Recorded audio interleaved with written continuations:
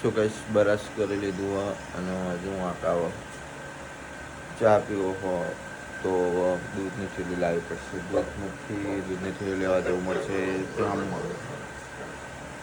કારણ કે સમજો આ બધા હોઈ ગયા અને રૂપિયા મારા પપ્પા બે હોઈ ગયા છે. ચાલો કન્ટિન્યુ. દૂધની થેલી એક નહીં, હા નહીં, ચાલો દૂધની થેલી લઈ આવીએ ગામમાં.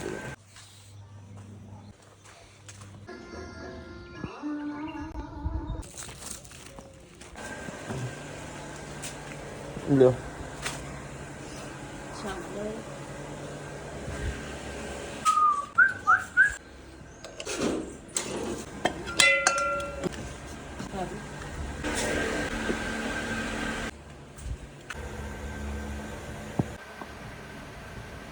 સો ગાઈસ, ચા પી લીધો છે અને હવે આપણું મૂડ આવી ગયું છે તો બધા કન્ટિન્યુ રહો. હવે આપણે વિડીયો બનાવવાનું ચાલુ કરવાનું છે.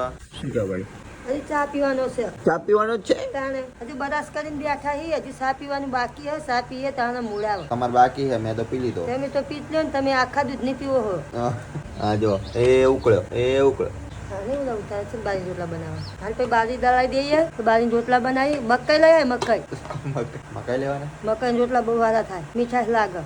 પેલા ગળી એવા મકાઈ ખાતા હતા ને, મકાઈ ખાઈ મરી ગયા. આદુ નાખ્યું હોય નહીં નાખ્યું? આદુ નાખેલું છે, નાખેલું જઈ રહ્યું છે આદુ. હા તો આદુ ના પૈસા બહુ જાય. તો ગાઈસ, નરુભાઈએ જાગી ગયા. નરેશિયા બરસ કરવાનું ચાલુ છે. નરેશિયા અને આપણે અહીં જોવા નાવણીઓ બનાવવાનું, નાહવા માટે આ જગ્યાએ બનાવવાનું. અને અહીંથી ગટર લાઈનનું લેવાનું હોય. અહીંથી સીધું પેલી બાજુ ગટર લાઈન, ઓલકોની સાઈડ ગટર લાઈન હ એટલે અહીંથી અહીં નાવણી બનાવશે. શું ગાઈસ, ફાઇનલી વિડીયો બનાવી નાખ્યો હોય ને હવે જવું છું એડિટ કરવા. જેમ કે ગામમાં તો ટાવર આવતા નહીં, ટાવર નહીં અમારા ગામમાં, તો ગામની બહાર જવું પડે ટાવર લાવવા માટે. ટાવર જ નહીં આવતા. ચલો કન્ટિન્યુ જોવાનું ભૂલતા નહીં. બહુ મસ્ત વિડીયો બનાવ્યો, કોમેડી. ઇન્સ્ટાગ્રામમાં આવશે.